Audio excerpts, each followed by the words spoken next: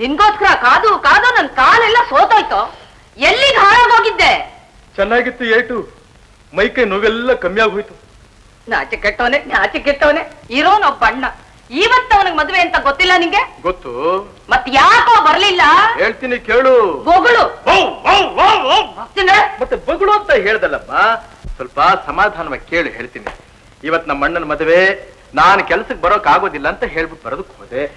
ಚೆನ್ನಜ್ಜ ಇದನ್ನಲ್ಲ, ಚೆನ್ನಜ್ಜ ಅವನಿಗೆ ವಿಪರೀತ ಚಳಿ ಜ್ವರ ಬಂದ್ಬಿಟ್ಟಿದೆ. ಪಾಪ ಕೊಡ್ಲಿನೇ ಎತ್ತಕ್ ಆಗ್ಲಿಲ್ಲ ಅವನ ಕೈನಲ್ಲಿ. ಸರಿ, ಅದಕ್ಕೆ ಅವನಿಗೆ ಬದಲು ನಾನು ಕೆಲಸ ಮಾಡಿ ಅವನು ಕೂಲಿ ಕೊಡಿಸ್ಬಿಟ್ಟು ಬರೋದಕ್ಕೆ ಇಷ್ಟ ಹೊತ್ತಾಯ್ತಪ್ಪ. ಹೌದಾ? ಅಯ್ಯೋ ಪಾಪ, ದೊಡ್ಡ ಪರೋಪಕಾರ ಮಾಡಿದೆ ನೋಡು. ನಡಿಯೋ